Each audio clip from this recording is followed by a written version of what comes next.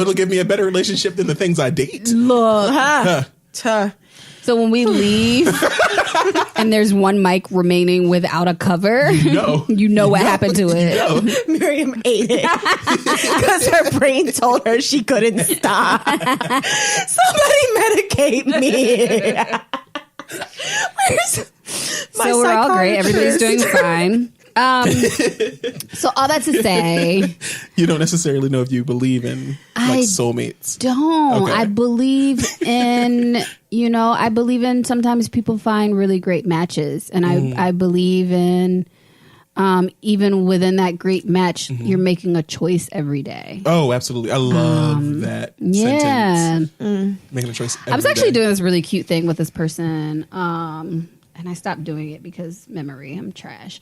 But I was doing this really cute thing where like every day I was like letting this person know like today I'm choosing you because. And for me it was like, so my mom when I was little would always make me tell her the highlight of my day. And I say when I was little as if she doesn't still do it now when I talk to her. She's like, what was the highlight of your day? And it like forces me to like be grateful for something on that day. Yes. And so I was doing that in the context of like dating. Like today I'm choosing you because. And it was really cute. And then I forgot until just now that was the thing I was doing. Damn. All of my answers will be dick. So. See, that's my whole thing. I was so afraid. I'd be so afraid some days it might be food. Food and dick. Yeah. Well, who said these are separate? Right. Hey, I love eating. But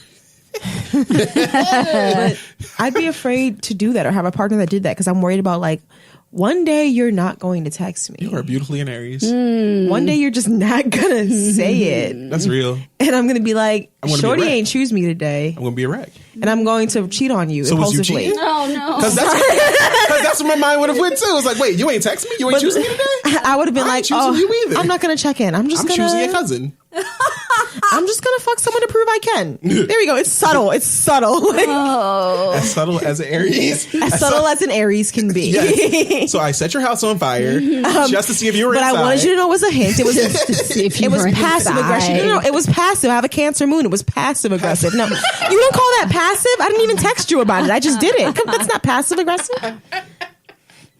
Passive aggressiveness burns my soul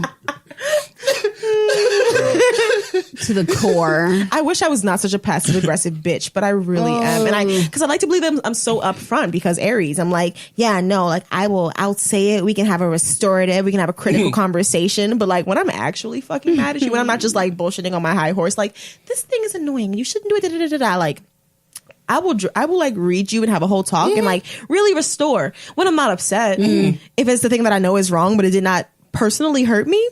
We can talk about it. We can like, but if I'm actually fucking mad at you, then like I will go out of my way to be incredibly passive aggressive. Like a roommate, I was living with a bunch of poets like 3 years ago. That sounds like an awful idea. Also today, also I'm living with poets today. Also they're all at my house right now without me there. Also I'm always living with poets, but I was living with other poets. So patterns. Bad decision making. A lack of willingness to get new friends. Way too many. I don't need new friends. They're great. But yeah, I was living with other poets and they were just doing like stupid fucking roommate shit. So I, instead of like addressing them like in the group chat like everyone else did, I wrote a haiku on the whiteboard on the fridge. And I think it was like in the syllable count's gonna be out, but it was like, it's fine if you use my plates, my dear, but fucking wash it, damn. And I like put the line breaks and everything. And I was like, a haiku. Incredibly passive aggressive. Hell, and see that doesn't work for me. If I was your roommate, I would just throw all your plates away. Well, it got worse because I had a cat that she always complained about. So I put my cat in her plate cabinet. God. There you go. I put the cat all over the plates. There you go. This is why I don't have roommates. Yeah, because roommates are trash. I had a roommate once. So anyway, yeah, I can't do passive aggressiveness. Like I'll just leave because you're a Virgo and Virgos can never do passive. I dated a Virgo and like actually never mind. We're not going down this road. I love all of the roads we have not traveled today. Very NPR. I think I can naturally easily do that, but I'm much more like I'm a Taurus, so my thing is what's efficient. What's the pattern here? So it's like I can be passive aggressive, or I can just be aggressive and tell you exactly what I think. That's why I love Tauruses. We can go from there because it just makes it easier for everyone. Because if I got to think too much about it, then I'm rather going to eat. But Tauruses also do this thing where they're just like, oh, you're upset, I'm gonna ignore you aggressively. Oh yeah, I'll do that. I'll do that. I will get so that's you. one thing about me. I will fight you. That's one thing about me. I am good at ignoring something, like my student loans, like my failing health, like healthy, romantic decision making. But no, like I can do that. That's one of I feel like my gifts. I will if you're giving me too much, then I have no problem ignoring you, but I'll return back to you because that's also part of my care ethic. But which we can't do, like we can't get in any kind of interaction where we're yelling or cursing. That I don't do that. Yeah, I don't do the yelling and cursing. I'll just when I'm done being passive aggressive, I'll just get very calm and I'll put on my teacher voice and I'll be like, I just want to say, and then I'll psychoanalyze you. Nothing good is gonna follow. Not I at just all. want to say Nothing good. Say. Nothing good. I'm just gonna psychoanalyze you until I psych myself out, and then I'm asleep. I just want to say is so it's just like that too. Like I'll clasp my hands. So Just a note. yeah, don't ever do that again and get the fuck out of my house. Just some feedback. Leave. Just a little bit. Oh, I remember the first time somebody said feedback to me, like in the context of like relationship talk. Like I was ready to break up then. So clinical. I didn't even was joking. Yeah, no. And I mean, and he was a therapist. Oh no! Why would you date a therapist? Well, here's the thing: he wasn't a therapist at the time. He was in school That's to be a enough. therapist. Well, that means that he thought he was more of a therapist than He therapist did. think Absolutely. they're a Yeah. therapist. And when he said feedback, I was just like, I didn't even hear the rest of what you said. I'm not one of your because patients, homie. You just said Right. feedback. Nah, fam. Here's some feedback. Fuck you. Right. Fuck you. Fuck you. I have such a history. So that said, neither of you believes in the one. Is that what you were saying? Also, I believe in the idea of soulmates, but I don't think that your soulmate has to be has to be romantic. Like I think that my best friend is my platonic soulmate. Low key, like just because like she is the only relationship in my life that I don't see eventually coming to an end, and like this may be like a side effect of like abandoned kid, but I think that legitimately, besides like my sister and my grandma, like every relationship in my life is eventually going to come to an end. But like my best friend is the only relationship in my life that I'm like, I could stick this out with you. So I think that she might be my soulmate. Also, just like the way we interact and the way we vibe and shit. Like at the end of a long day, like coming home to her, it's 10 out of 10. And it's consistently that way, even when we're both like really in a shit mood and like want to die. So I think she's my soulmate. But have I met someone romantically who is my soulmate, who I'm also in love with? Girl, fuck out of here. Fuck out of here.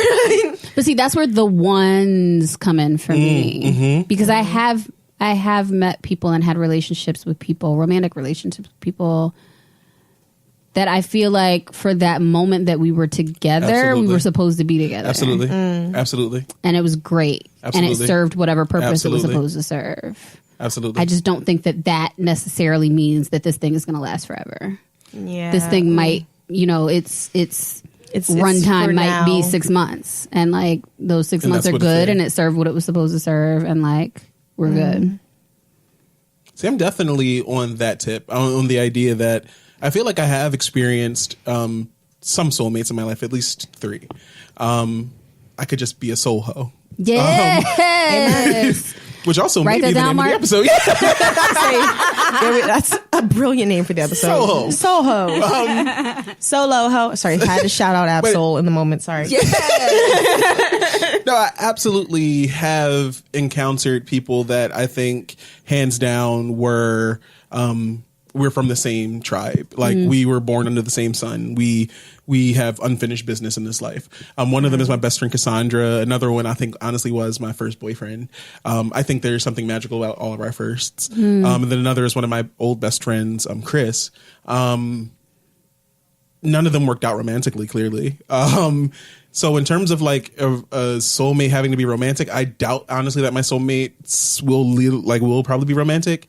But I think at this point in my life, I'm less invested in the idea of a single kind of container to house all of my like my needs, like my affection, my love, like all those things. And I'm much more invested, whether or not it's true or not, in the idea that, what likely is going to work for me is a network of dick and non-dick things. So the network of folks who each speak to one of my needs or multiple of my needs. And then what makes the most sense for me was likely going to be managing that network. Like the folks who are going to dick me down, the folks who are going to hold me, the folks who are going to be there when I need to cry, and, you know, going from there. Sorry, I just saw something that made me cringe. And it made Rhythm cringe too. I had to share it. I'd just be so hurt. Okay, I should have waited till we were off air. My apologies. No, but that's I think the closest idea of it, which it's weird because it runs up against like my kind of fairy tale-ish kind of. It's weird. I was like a fat gay kid in North Philly who had fairy tale dreams of like a white picket fence in a way, even though I've never experienced any of those things. I think it's something comforting. Well, I'm a Taurus. I think it's something very comforting about the idea of home and family and that kind of way. But it really is running against like my actual practices because my romantic life more looks like she's got to have it. Yes. It does. Then jealous. Then Same. Don't be. Because what's worse than a nigga? 5. Seriously, like. That was runner-up for title for episode title. Dead ass. Super important question, and on a related note, where's your septum piercing? It's in my nose. I flip it up when I go to work. People with septum piercings can't be trusted. Y'all are all liars. I'm understanding now that I don't even understand how that works. Because I thought it was this part that's pierced. There's like a strip of like flesh that's like the divider. The there partition. We go. Yeah, there's like the partition. So there's a strip of flesh that's not cartilage, and they should go through there. If they go through the cartilage, then they fucked you up, and it takes like a year to heal. But ideally, it should go through the flesh, and then once it goes through the flesh, it literally just sits there, and then you can flip it. That's cute. I used to want like a really tiny one. You totally should still. But I learned that you can't get the tiny one first. You have to get a bigger one first. Also, I don't do well with piercings. I have a history of not being successful. Yeah, I'm great with tattoos. Piercings are like... See, I'm waiting for my first tattoo. You don't have any tattoos yet? My skin is completely untatattooed. For some reason, when I was a kid, I wanted to not get a tattoo for the idea of getting buried in a Jewish cemetery. Stop. All right. So when I was a kid, I wanted to be Jewish. Why? Darryl, what? I don't know. I just know when I was a kid, I really wanted to be Jewish. That was like the thing. Like other kids wanted to be like firemen or something. I wanted to be Jewish. I'm going to be Jewish. Yeah. And I'm not getting what are you going to be when you get older? Because I want to get buried in a Jewish burial site. Was that? I said, like kids are like, we want to be when you get older, a Jewish person. Yes. Darryl, what? I don't know. Think, had I not asked about your piercing, we would have never landed upon that revelation. Yeah. That beautiful thing. So at the time, did you imagine that your soulmate would also be Jewish? A Jewish woman, yes. Yes. But what I also imagined was that... Wow. Daryl was a straight Jewish person. There's so much happening L'chaim, right now.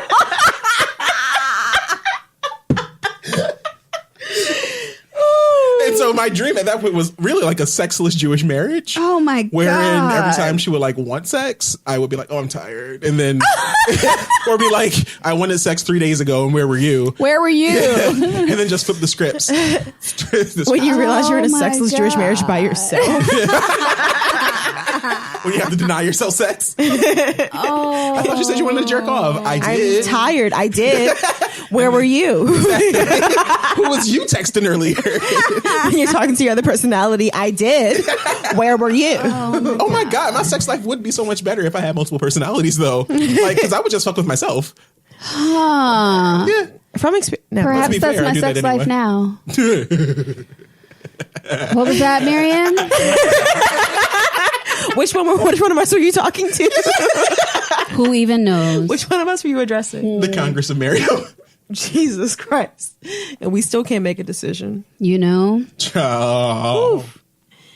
That's the story of damn life. I don't know if I believe in the idea of the one, though, to bring it back, to be honest, because I have to find someone who I connect with as heavily as I connect with, you know, like my counsel, my home, my people. And then I also have to like satiate them. My thing with relationships is like, I feel like there's such a need to perform in relationships. Yes. And I've never dated someone where I could be fully home with them. That's a word.